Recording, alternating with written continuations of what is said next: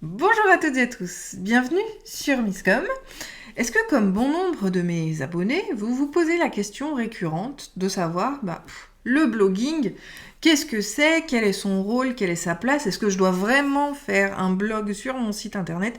En tout cas, c'est une question qui revient très souvent et à laquelle j'ai décidé de répondre aujourd'hui. Et si c'est votre cas, n'hésitez pas à mettre un pouce en l'air à cette vidéo. Mais avant tout, salut à tous, pour ceux qui me découvriraient ici, je suis Claire Négrier, aka Misscom, on se retrouve depuis janvier 2018 en vidéo pour pouvoir développer vos connaissances et compétences en marketing et communication qui sont indispensables au développement de votre entreprise. Et moi, depuis 2012, j'accompagne mes clients à communiquer de manière unique, éthique, authentique et surtout efficace auprès des clients qu'ils veulent vraiment.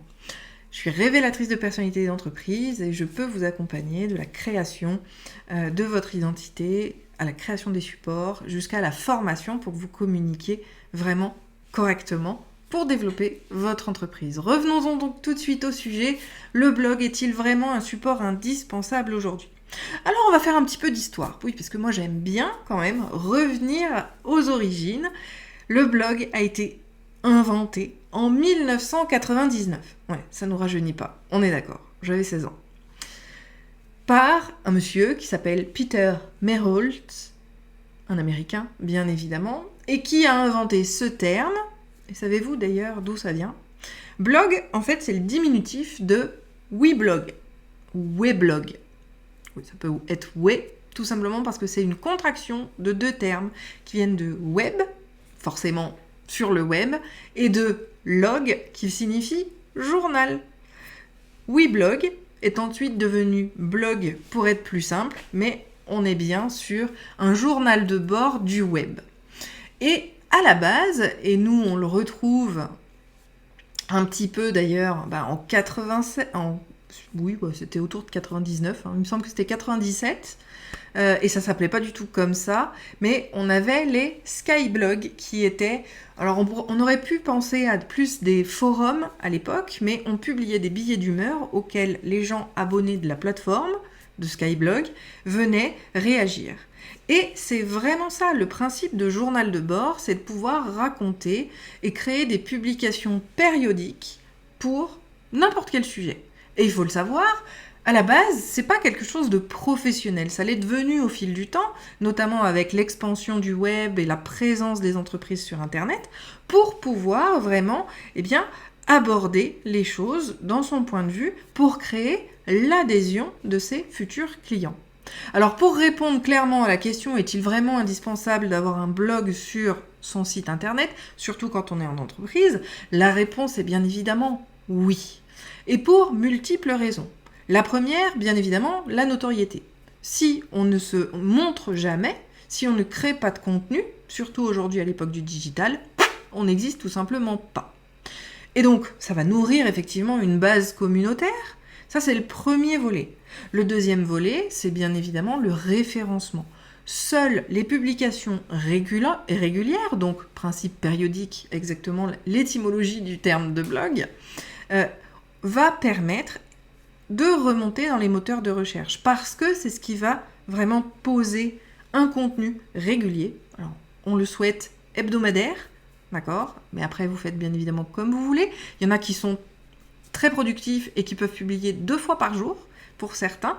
Tout dépend de l'orientation de votre blog. Si c'est du billet d'humeur, c'est des petits billets, donc ça prendra peu de temps et on peut le faire quotidiennement. Si c'est comme moi, beaucoup plus long, avec vraiment quelque chose avec de la recherche et de la rédaction, où on est à plus de 1500 mots, là forcément ça demande à peu près 4 heures de confection. Donc un article, c'est plus sage de le faire que de manière hebdomadaire.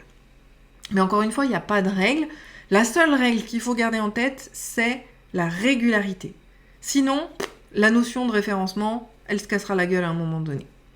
Autre intérêt, bien sûr, et ça, c'est surtout là-dessus, parce que le référencement, étant donné que le meilleur des blogueurs mettra 1 an de manière hebdomadaire, en publiant donc toutes les semaines, à remonter dans les moteurs de recherche, parce qu'aujourd'hui, c'est encombré, il y a plus de 5 milliards de sites web sur le réseau.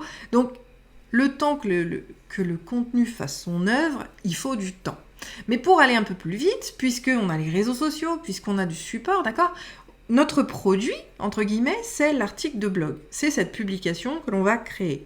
Et après, il faut travailler sur la diffusion. Donc, on va pouvoir l'envoyer sur les réseaux, l'envoyer sur sa mailing list, peu importe. On va utiliser ce contenu-là pour développer la notoriété, oui, mais surtout la crédibilité de l'entreprise, donc de vos compétences.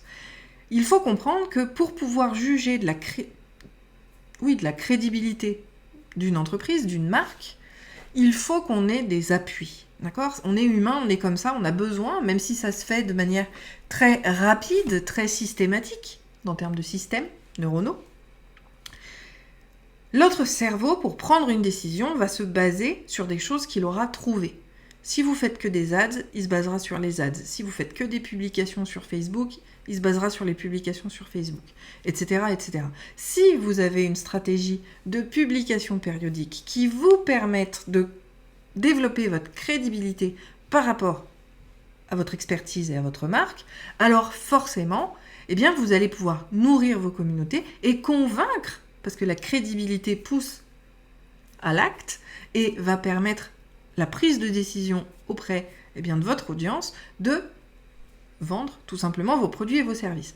Donc l'objectif des articles, c'est pas uniquement de pousser les produits à la vente, c'est de développer la crédibilité de votre entreprise et donc de vous-même, de vos compétences auprès des bonnes personnes.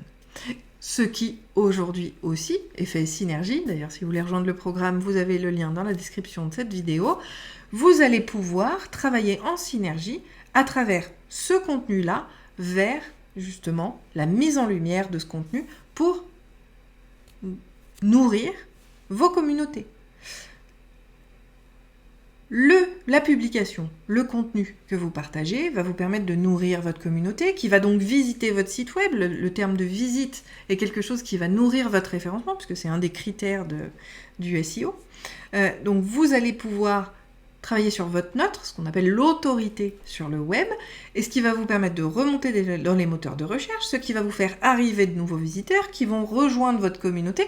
Bref, vous le comprenez, c'est un véritable cercle vertueux. Publier pour publier, on le sait, ça sert à rien. Toujours orienter, bien sûr, ses contenus en fonction de sa communauté et en fonction de ce que l'on sait que les gens recherchent.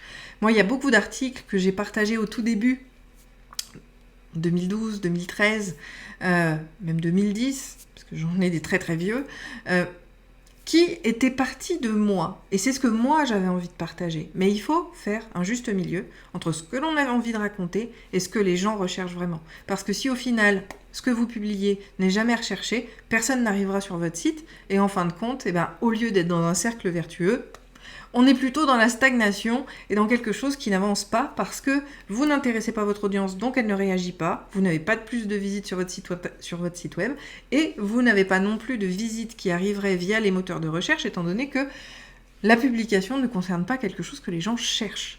Donc c'est pour ça qu'il est indispensable de pouvoir travailler sur tout ça. Et bien évidemment, le dernier point, c'est que ces articles, une fois qu'ils ont travailler votre crédibilité, c'est le principe d'autorité.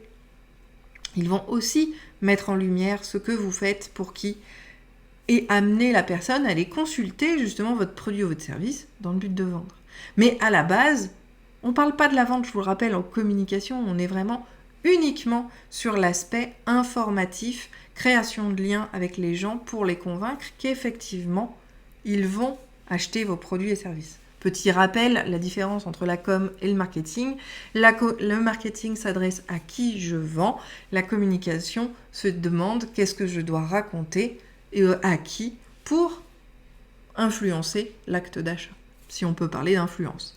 Donc, le principe même du blogging et de cette histoire de publication périodique, c'est vraiment pour vous amener et vous mettre en lumière auprès de votre audience, auprès de ceux qui vont vous découvrir. Parce que, encore une fois, ils ont besoin de pouvoir statuer et juger si vous allez être la bonne entreprise pour répondre à leurs besoins. Tant que vous n'avez pas des choses probantes, et encore une fois, une vidéo de chat sur les réseaux sociaux, ça ne nous en dit pas trop sur ce que vous faites, pour qui, comment, si c'est de la qualité ou pas, à quel prix. On n'a pas ces informations-là. Il faut que les gens puissent avoir des informations tangibles et développer effectivement la confiance qu'ils vont avoir en votre entreprise et en vous et en vos compétences forcément pour décider d'acheter. Encore une fois, l'idée c'est de communiquer de manière efficace pour votre entreprise et le blogging va pouvoir, oui, y répondre. On verra donc jeudi comment on va pouvoir mettre les choses en place de manière un peu plus stratégique pour que ça porte vraiment ses fruits. D'ici là, eh bien, je vous invite à me poser toutes vos questions en commentaire et si cette vidéo vous a plu, je vous invite à y mettre un pouce en l'air. On se retrouve jeudi pour la suite du sujet. D'ici là, portez-vous bien. Ciao.